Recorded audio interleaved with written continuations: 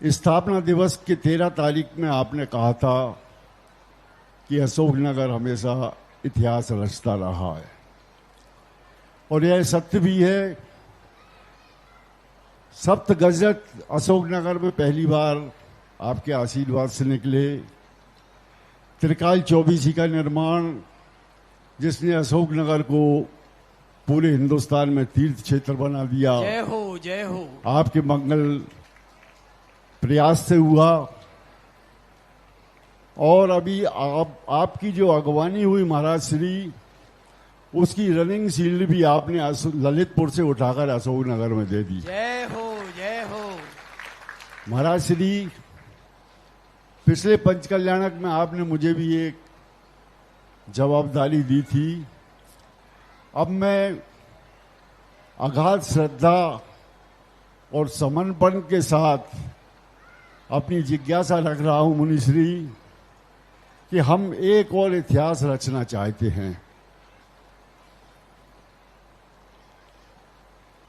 और मेरी जिज्ञासा यह है महाराज श्री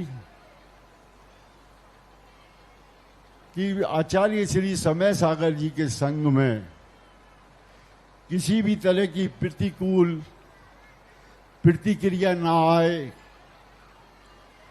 तो हम सभी मध्य प्रदेश, राजस्थान, उत्तर प्रदेश, दिल्ली सहित हिंदुस्तान के लाखों श्रद्धालुओं की है पावन इच्छा है कि मुनिश्री आपका स्थापना दिवस पुंगव मुनि श्री सुधा सागर जी के रूप में हुआ था, तो आपकी निष्ठापना आचार्य श्री सुधा सागर जी के रूप में संपन्न हो। इसके लिए मुनिश्री हम श्रावकों को किस तरह का पुरुषार्थ करना पड़ेगा कि यह संभव हो सके, कृपया उचित मार्गदर्शन दें।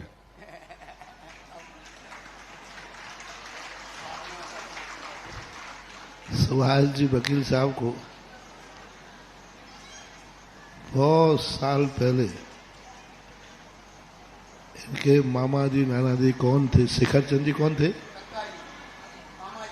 मामा जी, वो सुभाष जी को मेरे पास लाए थे पहली बार, जब यहीं सबसे पहली बार आए। उन्होंने कहा था महाराज जी, उन्होंने जो कहा था इस बच्चे को जोड़ना है। मैंने कहा बस आने की देरी थी, वो तो जुड़ गया। जय हो जय हो। और इसी का परिणाम देखो, आज तक जुड़ा है। हम राजस्थान रहे तब भी सुभाष जी का आना जाना कई बार हुआ। तो एक बार व्यक्ति सच्चे दिल से समर्पण से जुड़ जाता है तो फिर भली दूरियां कितनी हो जाएं, अलहदा हो सकता है, अलविदा नहीं हो सकता। जय हो जय हो। दूरियां तो हो। अब जो प्रश्न तुमने पूछा है,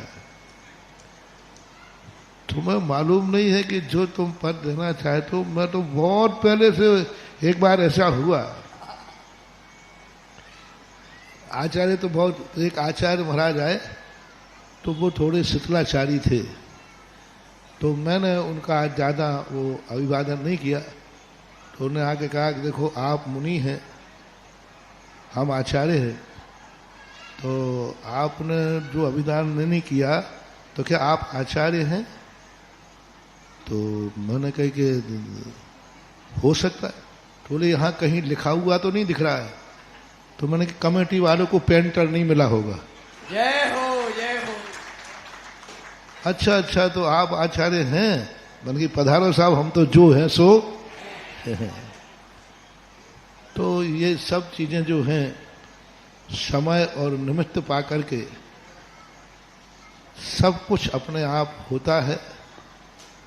इसके लिए प्लानिंग नहीं बनाई जाती, इसके लिए सोचा नहीं जाता।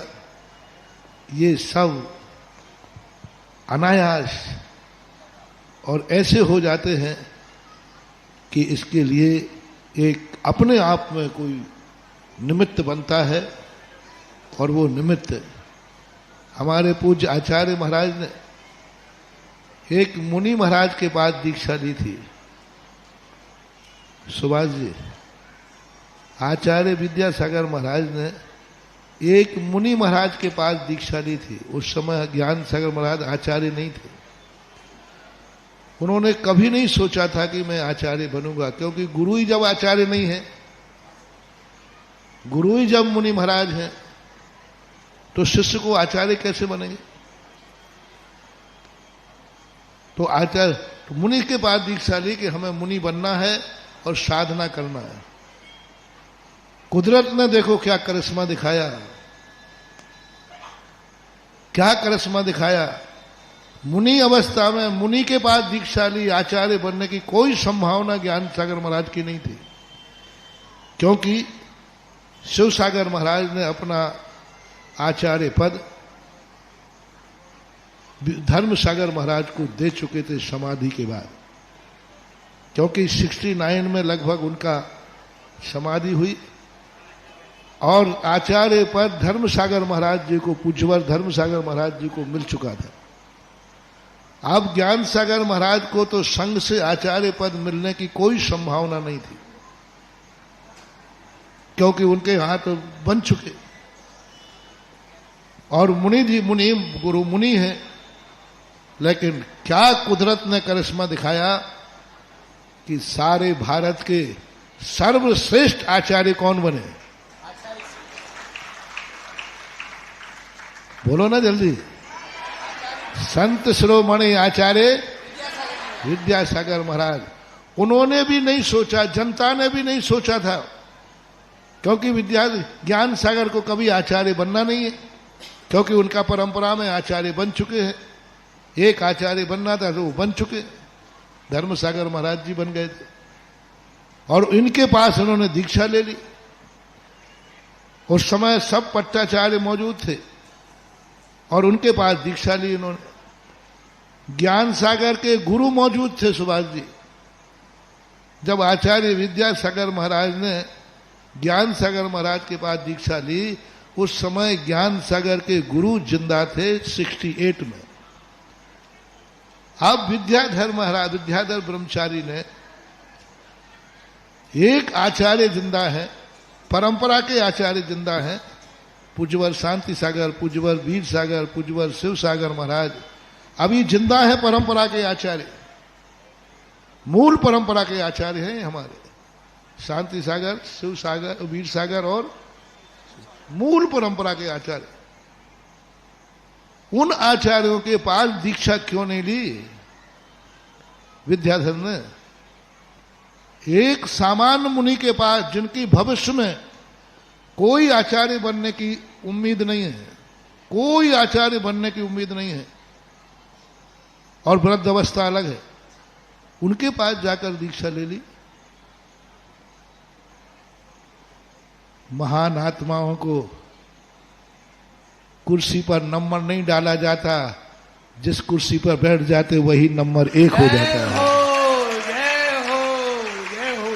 उनके लिए कोई प्लानिंग नहीं थी। आचार्य श्री ने खुद नहीं सोचा था कि कभी मैं आचार्य बनूंगा।